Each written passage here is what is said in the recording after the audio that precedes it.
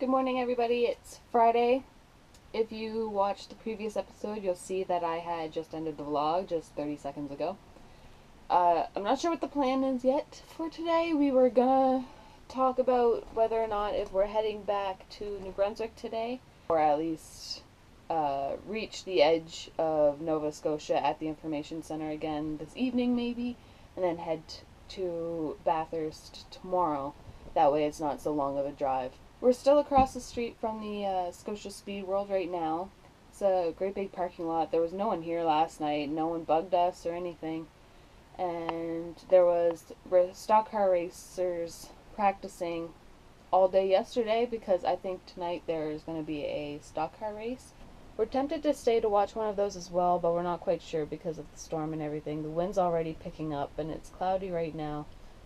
It's hard to say how much solar we'll be able to get in today. Thomas needs to get a lot of work done, so I think what we're going to do is we're going to stay here anyways for the day. He can get work done, I'll get some work done, and then we'll decide later on if we're going to be heading out tonight or tomorrow morning.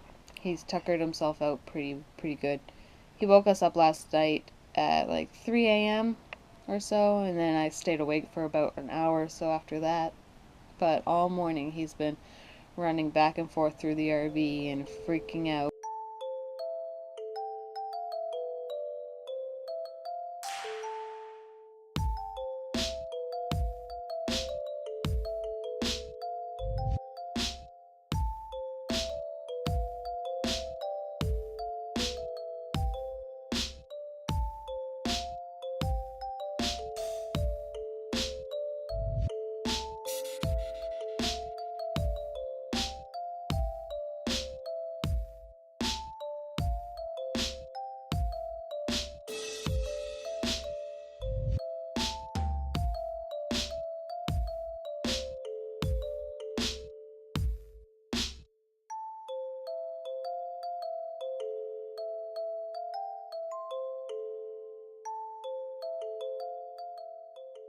So the plan right now is Thomas is going to get a few more hours in for work, and then we are going to head towards Amherst and stay at the information center again that we had stayed at the second night that we were on the road. And then tomorrow morning head straight to Bathurst, and then that way he can get some more work done possibly before company arrives tomorrow afternoon.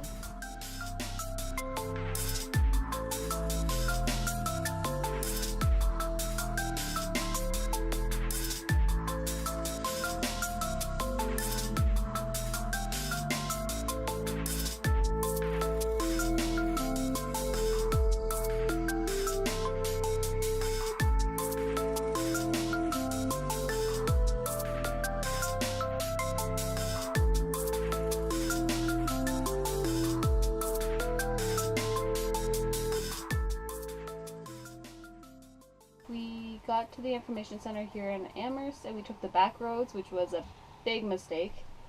The roads that we took were not RV friendly at all. There was a small portion of the highway that was going through some mountains and stuff that was really nice, but other than that it was all gravel and potholes and cracks and... Yeah, there must have been about a almost 10-kilometer stretch of gravel road. Yeah. And it put a toll on the RV.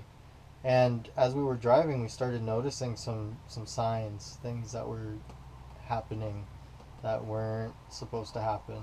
It was making a loud squeaking noise before the trip today, but we just kind of brushed it aside and figured we'd take care of that another time. But now I think we're definitely going to have to take care of it. Yes, now because things have gotten bad enough. Anyway, one of the sounds that we'd started noticing was like a whoop, whoop, whoop, whoop, whoop, whoop, as we were slowing down. I figured that was a tire thing.